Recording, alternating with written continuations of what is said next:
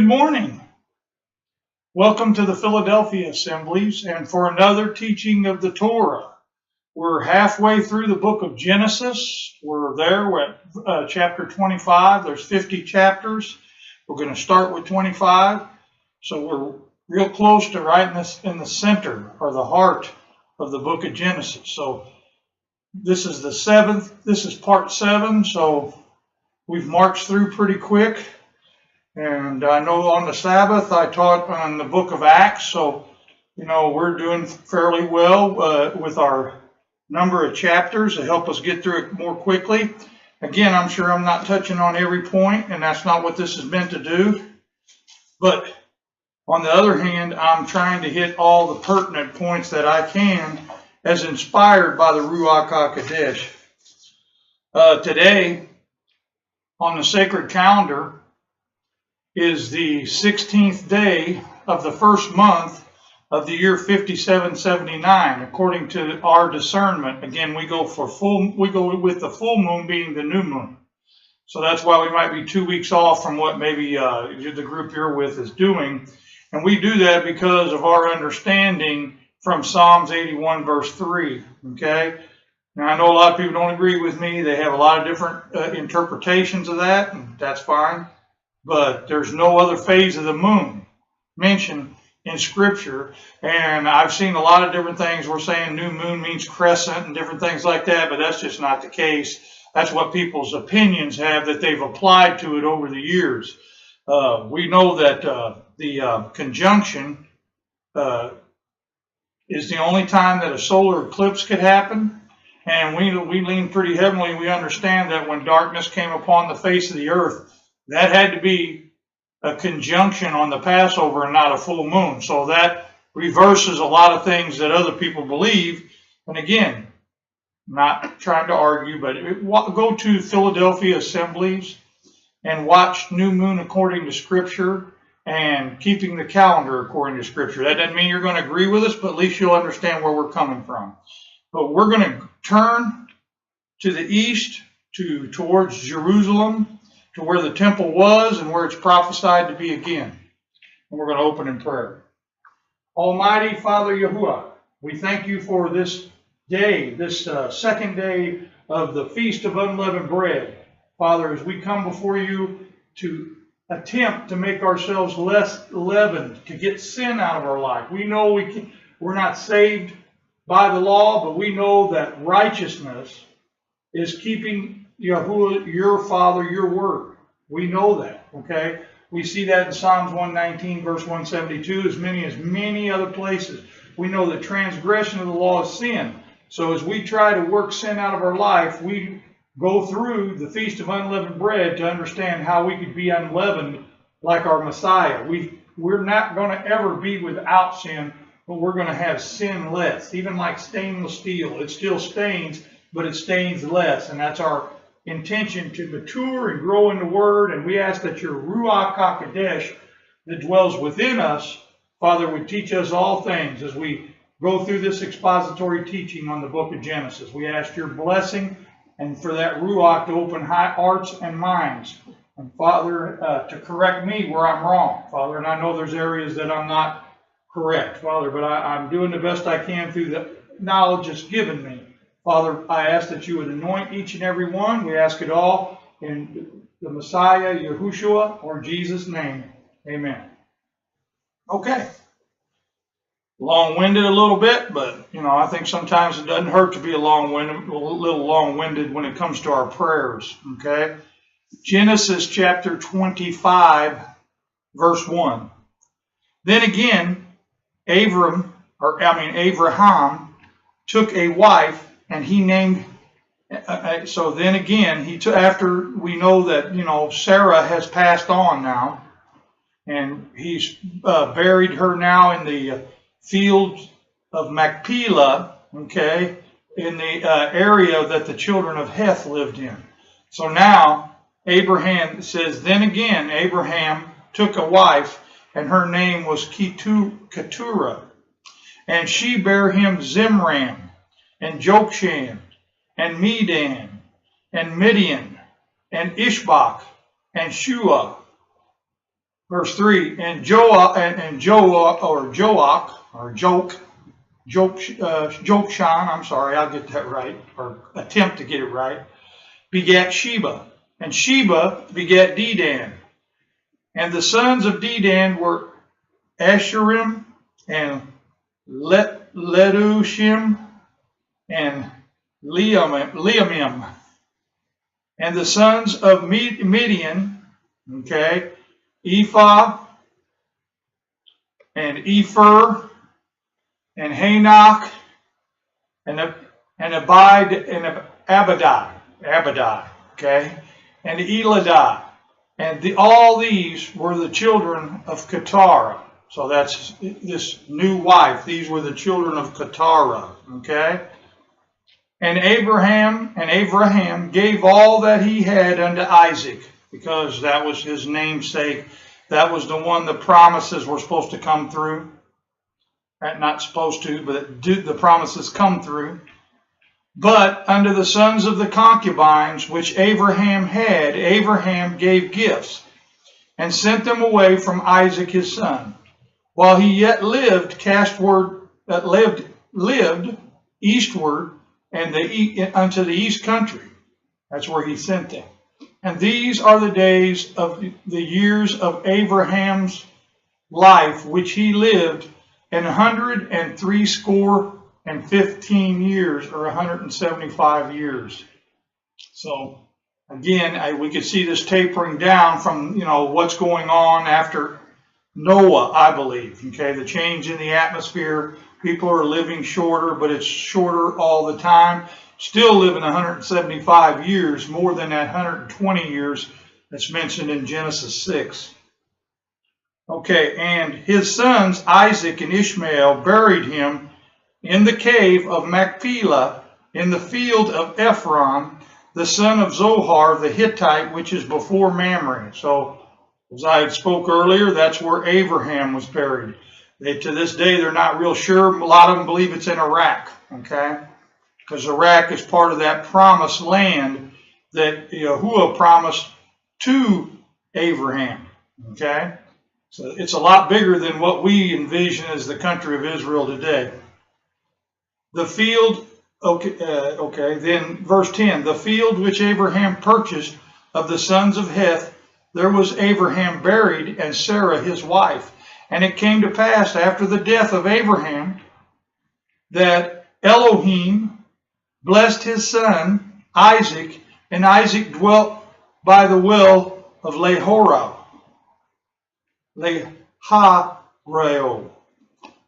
Probably wrong, okay? Verse 12, now these are the generations of Ishmael, Abraham's son, whom Hagar the Egyptian, Sarah's handmaid, bare unto Abraham. We know this is what some would call the Edomites, or actually those that are the descendants of Ishmael, okay? And we know that later on there's going to be somebody else marry into this, and that's where all these people come from. 13, and these are the names of the sons of Ishmael by their names, according unto their generations. The firstborn of Ishmael, Nebajoth, and Kedar, and Adbeel, and Mibsam. 14, and Mishma, and Duma, and Massa.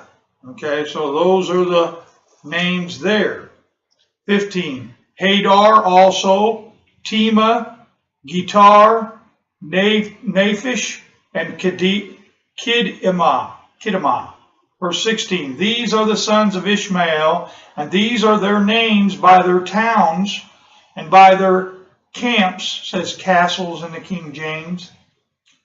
12 princes according to their nations. And again, these are fulfilling that promise that was given to Hagar, okay, the bondwoman. Verse 17, and these are the years of the life of Ishmael, 137 years, and he gave up the ghost, or he breathed his last breath and died, was gathered unto his people. When he was gathered unto his people, he was buried with them, okay?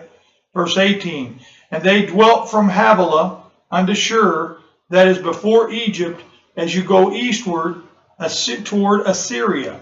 And he died in the presence of all his brethren. Verse 19, and these are the generations of Isaac, Abraham's son. Abraham begot Isaac.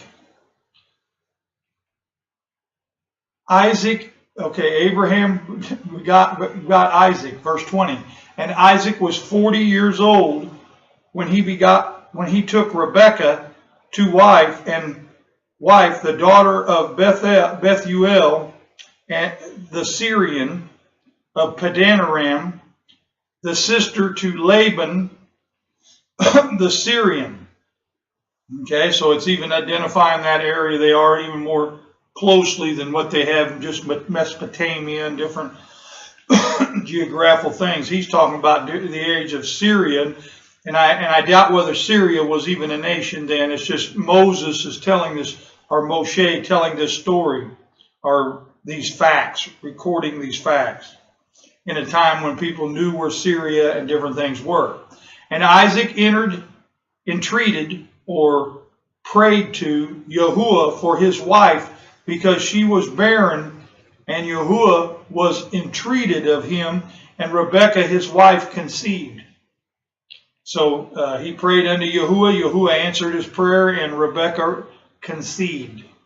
Verse 22, and the children struggled together within her, and she said, if it be so, why am I thus, or why am I this way? And she went to inquire, or to pray to or of Yahuwah. Verse 23, and Yahuwah said unto her, so he answered when she went to him, 2 nations are in your womb, and too manner of people shall be separated from your bowels, or your body, and the one people shall be stronger than the other people, and the elder shall serve the younger. Okay, so we know what's going on here. We're talking about Jacob, and Esau. My brain, I got a different name come to my head. Sorry about that. Okay.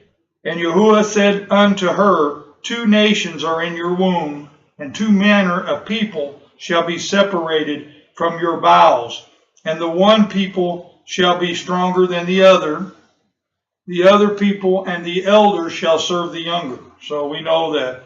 We're going to understand that as we go. And when her days to be delivered were fulfilled, so she came up to her 9 months when she would have them, behold, there were twins in her womb, just as Yahuwah had told her through the Ruach when she prayed. And the first came out red all over like a hairy garment, and they called his name Esau. Okay, so he'd be the elder. And after that came his brother out, and his hand took hold of Esau's heel, and his name was called Jacob, or Jacob in Hebrew. And Isaac was 80 years old when she bare them. So he was 60. 3 times 20 is 60. Okay, that's a score. Verse 27, and the boys grew, and Esau was a cunning hunter, a man of the field, and Jacob was a plainman, dwelling in tents. And Isaac loved Esau because he did eat of his venison, but Rebekah loved Jacob. And that's only, natural for that to happen. She had a favorite son. He was more gentle and closer to her than Esau. Verse 30, and Esau said to Jacob, feed me, I pray you, with the same red porridge, okay, or pottage, okay, for I am faint. Therefore was his name called Edom. Okay, that's again where the name Edomites come from, is from Edom. And that's talking about hairy, okay, red hair, that pottage they were talking about back there. So he goes, feed me, I pray you, with the same red pottage. So he's talking about food, so that he would appear a different thing does. Then verse 31, And Jacob said, sell me this day your birthright. The older, remember, Yahuwah had said, the older shall serve the younger. And Esau said, behold, I am at the point ready to die, famished, hungry. And what profit shall this birthright do to me? And Jacob said, swear to me this day. And he sware unto him. And he sold his birthright unto Jacob. Verse 34. And then Jacob gave Esau bread and pottage of lentil, foods of lentil. And he did eat and drink, and rose up and went his way. Thus Esau despised his birthright. So obviously he didn't think much of his birthright if he could sell it for a thing of pottage or food. Okay? Chapter 26.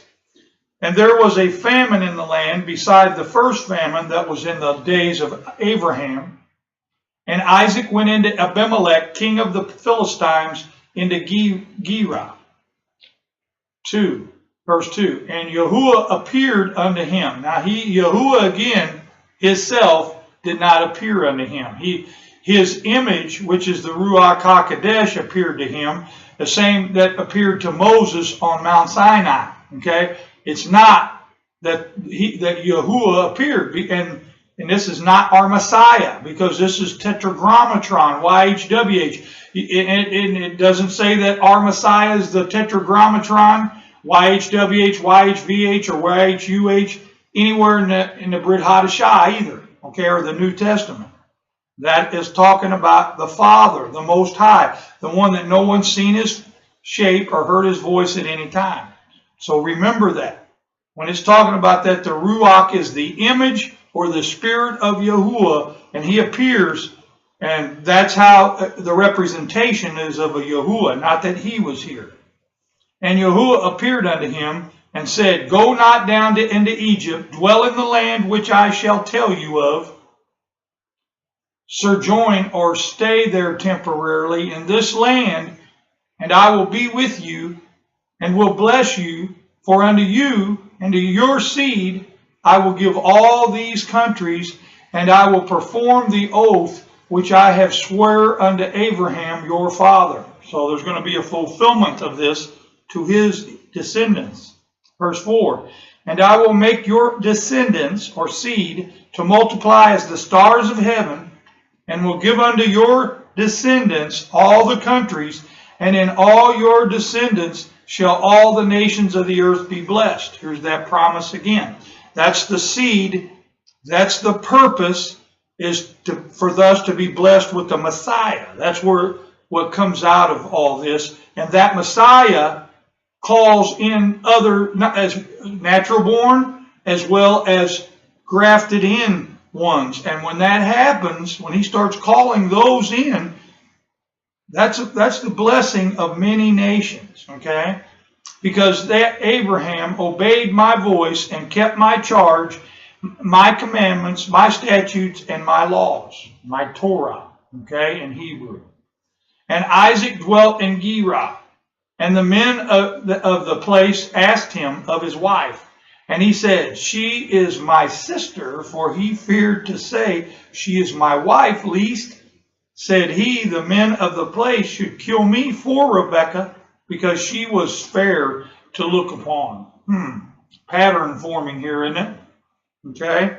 So again, deceit. Okay. Verse 8. And it came to pass, when he had been there a long time, that Abimelech, king of the Philistines, looked out a window and saw, and behold, Isaac was sporting with Rebekah, his wife. Okay. Caressing would have been a better one than sporting with. Okay. That's an old Middle English way of putting that.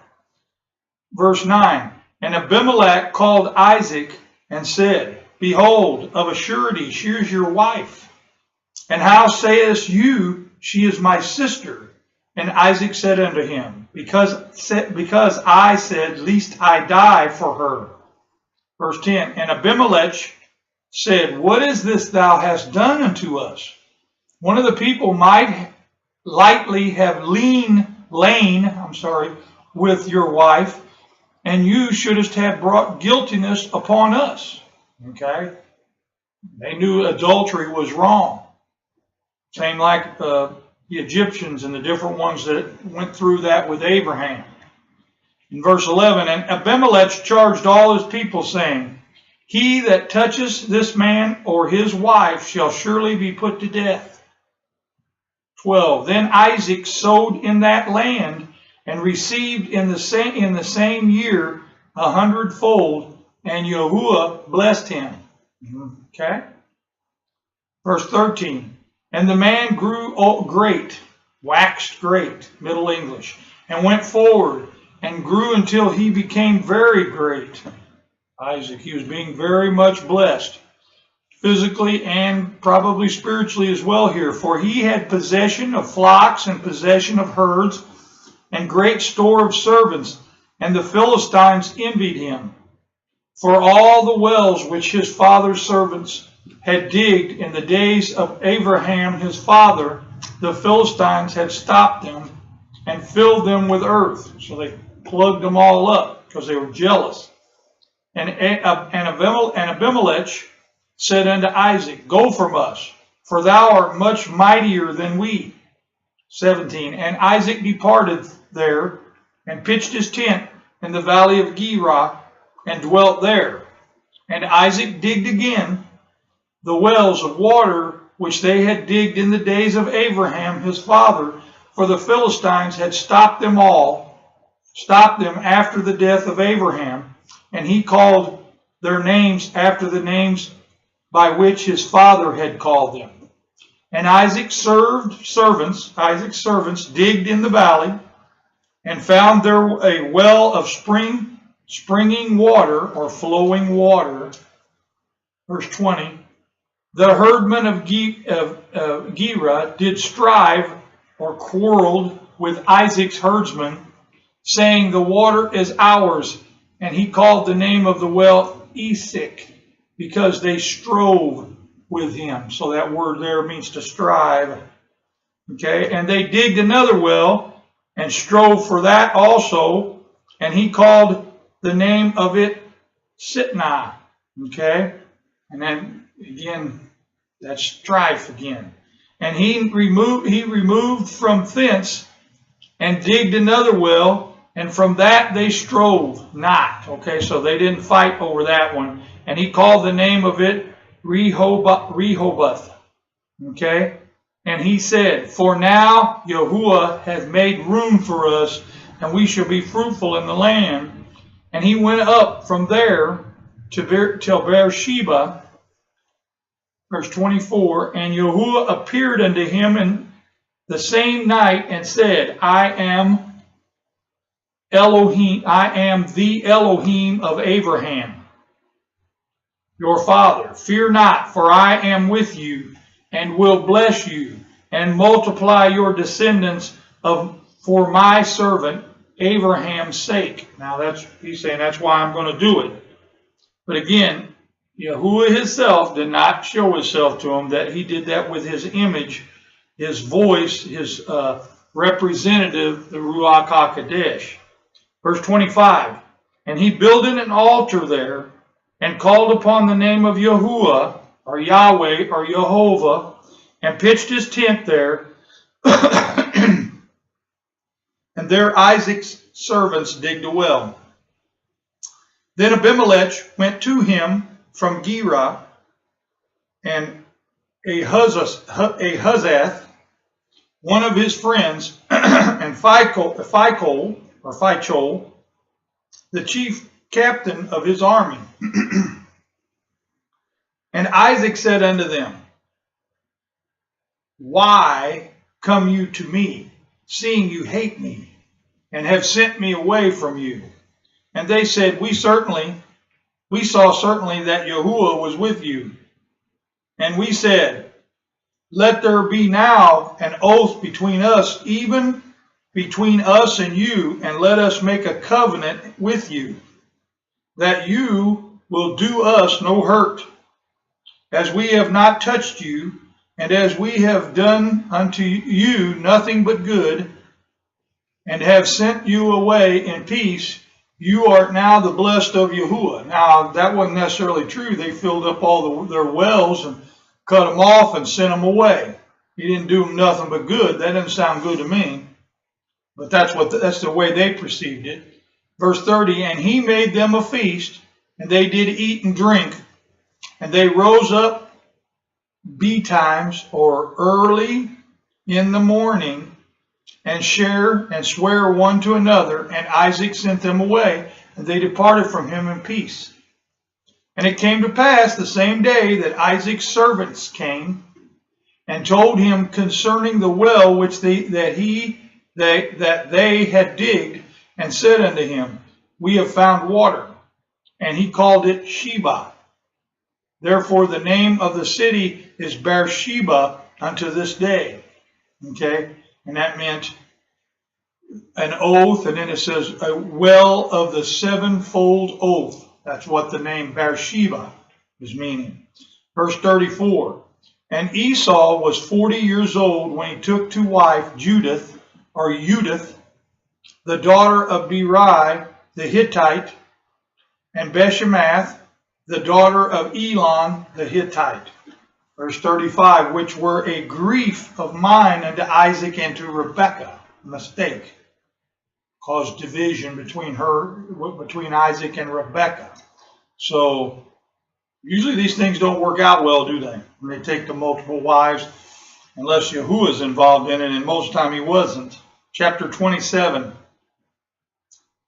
And it came to pass that when Isaac was old, and his eyes were dim, so that he could not see, he called Esau his eldest son, and said unto him, my son. And he said unto him, behold, here I am. And he said, behold now, I am old, I know not the day of my death. None of us know that, even if we're young. Verse 3, but when you get old, you start thinking about these things, that's for sure. Verse 3, now therefore take, I pray you, your weapons, your quiver, and your bow, and go out to the field, and take me some venison, and make me savory meat, such as I love, and bring it to me, that I may eat, that my soul may bless you before I die. So he's sending his oldest son, because that's usually who you send the blessing to, even though he's not the oldest son and received a blessing. Okay? And I'm sure that he knew the elder was going to serve the younger here as well. But we know how we are sometimes, us men. We're not always we're still kind of stiff-necked. Okay? So, where did I stop? Okay, and know not the day of my death. Now therefore take, I pray you, your weapons, he said, and make him some venison, and make me savory meat, such as I love, and bring it to me, that I may eat, and that my soul, this body, may bless you before I die. And Rebekah heard when Isaac spake to Esau his son. Remember, she preferred Jacob to Esau. And Esau went to the field to hunt for venison, and to bring it. And Rebekah spake unto Jacob, her son, saying, behold, I heard your father speak unto Esau, your brother, saying, 7, bring me venison, and make me savory meat, and that I may eat, and bless you before Yahuwah, before my death. Now therefore, my son, obey my voice according to that which I command you. She's going to have him deceived. Now, I don't know if this is right or wrong, but I know Yahuwah allowed it. And I also know it was Yahuwah's will that Jacob get the blessing and not Esau. It says, go now to the flock and fetch me from there 2 kids of the goats, and I will make them savory meat for your father, such as he loveth. And you shall bring it to your brother, that he may eat, and that he may bless you before his death. Now, it's pretty easy to fool people with goat versus, deer. Most people have a preset notion what it tastes like, but these grazers are very similar. Maybe the texture of the meat is almost even the same. There's a difference between beef and deer or venison and goats, but goat and venison, there's very little difference. So all the difference is the spices that make it savory. Okay, so it'd be very easy to fool someone with that. So verse 11, and Jacob said unto Rebekah, his mother, behold, Esau my brother is a hairy man, and I'm a smooth man. Verse 12, my father, suppose, will feel me, and I shall seem to him as a deceiver, not only seem to be, but be a deceiver, and I shall bring a curse upon, and I shall bring a curse upon me. In other words, Jacob's going to bring a curse upon himself and not a blessing. Okay? And verse 13, and his mother said unto him, upon me be your curse, my son, only obey my voice, and do bring me them. And he went and fetched and brought them to his mother, and his mother made savory meat such as his father loved. And Rebekah took goodly raiment of her eldest son Esau, which were with her in the house, and put them upon Jacob, her younger son. And she put the skins of the kids of the goats upon his hands and upon the smooth of his neck. And she gave the savory meat and the bread which she had prepared unto the hand of her son Jacob. And he came unto his father and said, my father. And he said, here I am, or here am I, not here I am, here am I. Who art you, my son? And Jacob said unto his father, I am Esau, your firstborn.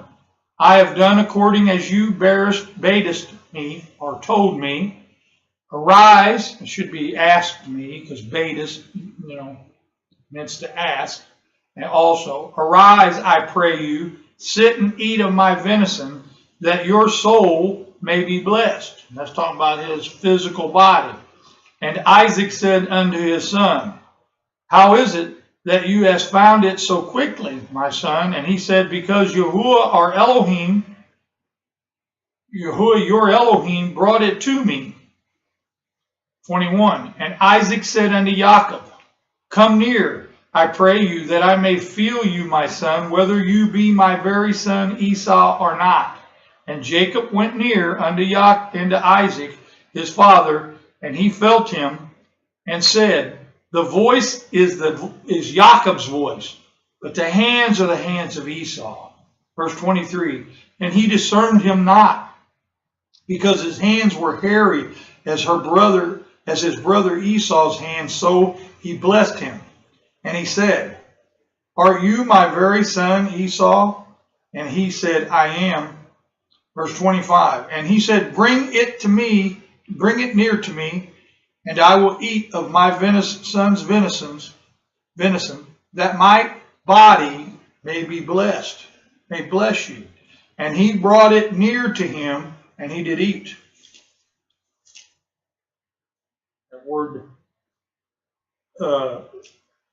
That word right there, soul, again, is nephesh, which is talking about flesh. It's not talking about some immortal soul, spirit. Okay? Okay, let me make sure I do this transition correctly. I turned too many pages. Let me do that. Sorry for the pause, but I don't want to start reading in the wrong place. So, and he said, are you my son Esau? And he said, I am. And he said, bring it near to me, and I will eat of it, so that he could be blessed. Okay? And he brought him wine and drank, and he drank, Isaac.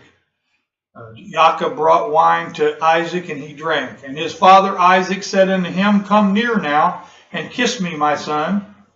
And he came near and kissed him, and he smelled the smell of his clothing, and blessed him, and said, see, the smell of my son is as the smell of a field which Yahuwah had blessed. 28. Therefore Elohim give you of the dew of heaven, and the fatness of the earth, and plenty of grain and wine. Verse 29. Let people serve you, and nations bow down to you. Be Lord or master over your brethren, and let your mother's sons bow down to you, and to you. Cursed be everyone that curseth you, and blessed be he that blesses you. And it came to pass, as soon as Isaac had made an end of blessing Jacob, and Jacob was yet scarce or gone out from his presence of Isaac his father, that Esau his brother came in, from his hunting. And he also had made savory meat, and brought it unto his father, and said unto his father, Let my father arise, and eat of his son's venison, that your soul may bless me, his body. Verse 32. And Isaac father said unto him, Who are you? And he said, I am your son, your firstborn Esau. 33. And Isaac trembled very exceedingly, and said, Who? Where is he that hath taken venison, and brought it me, and I have eaten of all before you, and camest and have blessed him? Yes, and he shall be blessed. And when Esau heard the words of his father, he cried with a great and exceeding bitter cry, and said unto his father, Bless me, even me also, O my father. See, even though he repented here of what happened with tears, it was too late, because he had given that blessing to Jacob, and now Isaac had blessed Jacob. And that's covered in Hebrews chapter 12 in the Brit Hadashah. And he said, Your brother came with subtlety, or craftily, and have taken away your blessing. 36. And he said, Is not he rightly named Jacob? For he hath supplanted me these 2 times. So he has tricked him these 2 times. And behold, now he hath taken away my blessing. He first took his birthright, now he took his blessing. And he said, Hast thou not reserved a blessing for me? Asking Isaac.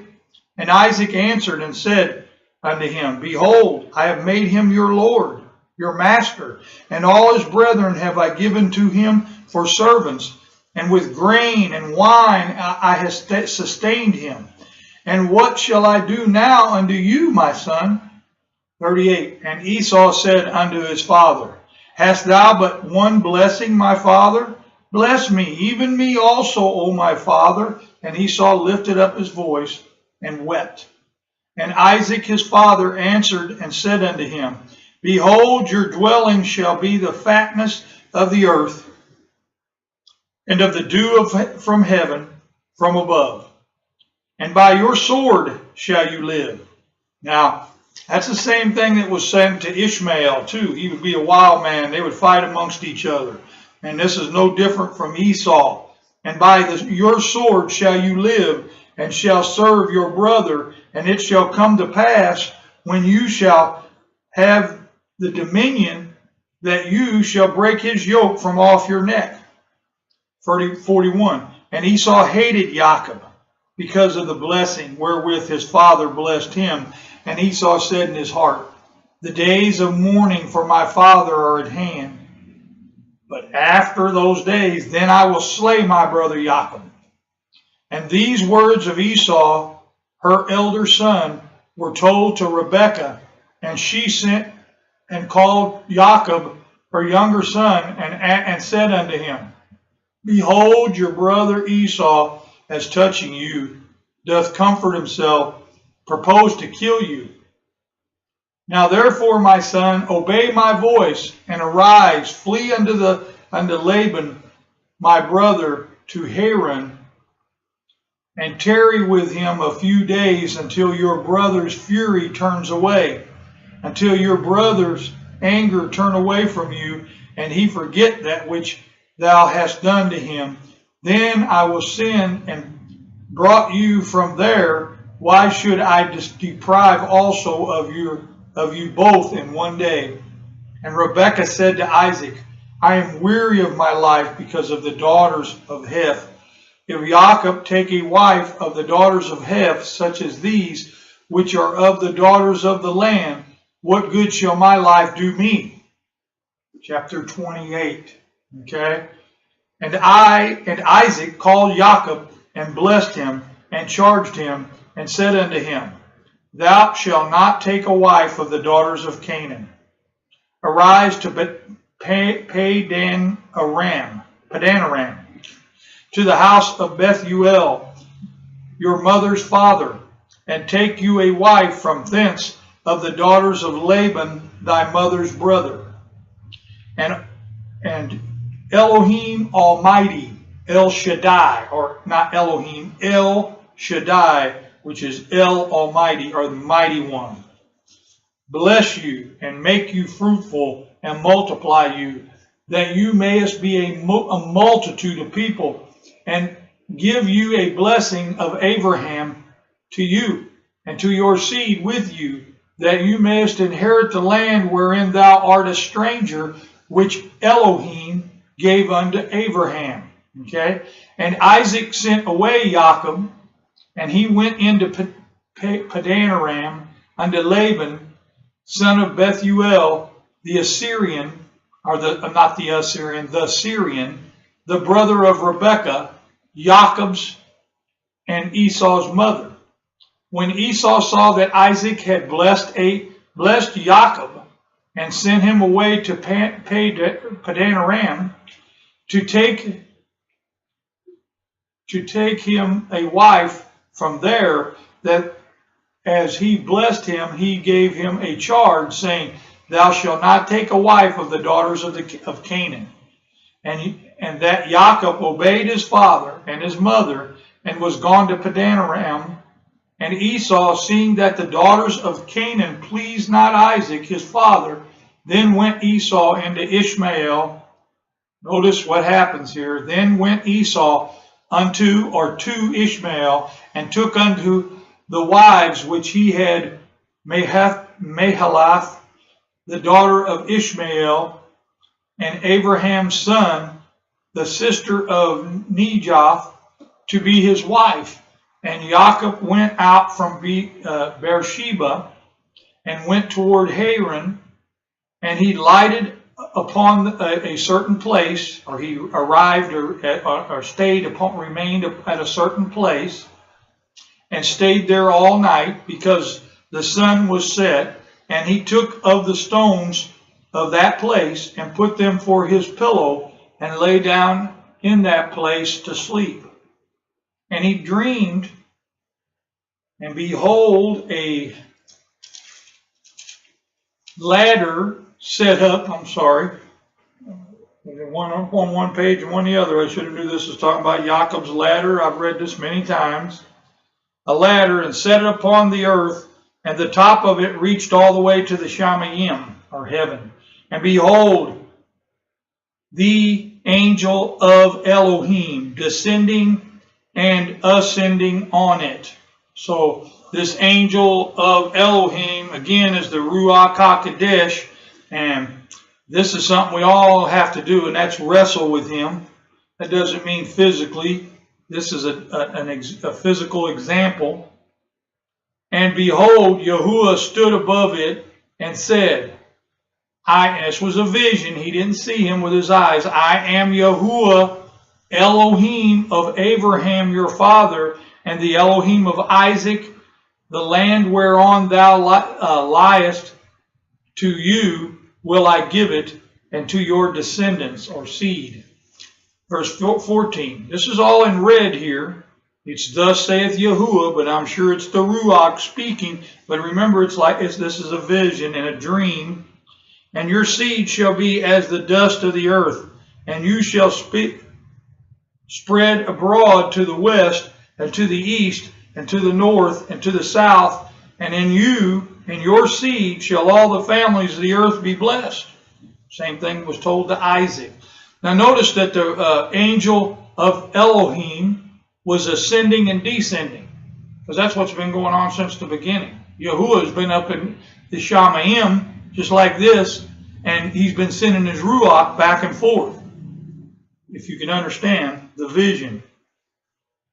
Verse 15, and behold, I am with you, and will keep you in all places whither thou goest, and will bring you again into this land, for I will not leave you until I have done that which I have spoken to you of. Okay?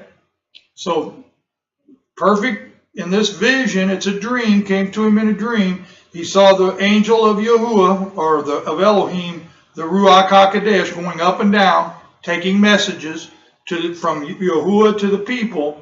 And Yahuwah told him all these things, again, through the Ruach, just the same as any other time, but this was in a dream.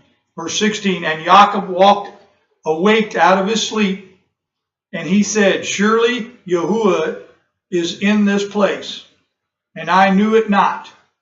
And he was afraid and said, how dreadful is this place? Or how awesome, probably a better translation in English, modern English. This is none other but the house of Elohim. And this is the gate of the Shamayim, or heaven. And Yaakov rose up early in the morning and took the stone that he had put for his pillows and set it up for a pillow and poured oil upon the top of it. And he called the name of that place Bethel. But the name of that city was called Luz at that time. Okay, that's the house of Elohim.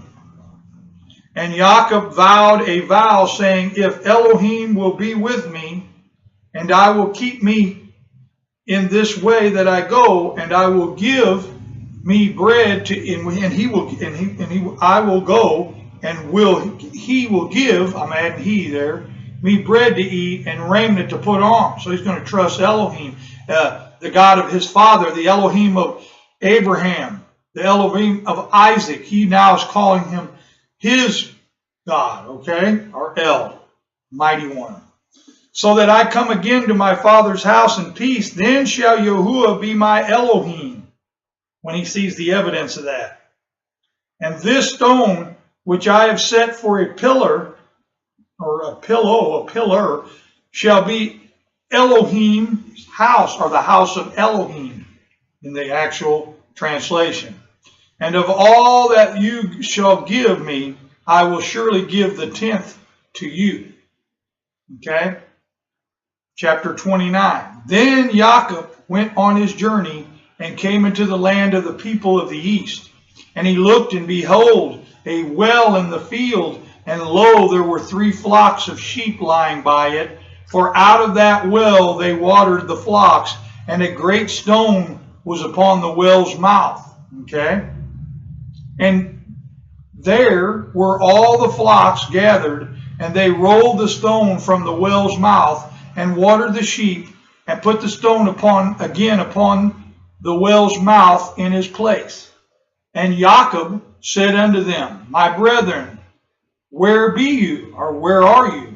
And they said, of Haran are we, or Haran. Okay? And he said unto them, know ye Laban, the son of Nahor? And they said, we know him. And he said unto them, is he well? And they said, he is well. And behold, Rachel his daughter cometh with the sheep. And he said, lo, it is yet high day, neither is it time that the cattle should be gathered together. Water ye the sheep, and go and feed them. And they said, we cannot until all the flocks be gathered together, until they roll the stone from the well's mouth, then we water the sheep. And while he yet spake with them, Rachel came with her father's sheep, for she kept them. Verse 10, and it came to pass, when Jacob saw Rachel, the daughter of Laban, his mother's brother, and the sheep of Laban, his mother's brother, that Jacob went near and rolled the stone from the well's mouth and watered the flock of Laban, his mother's brother.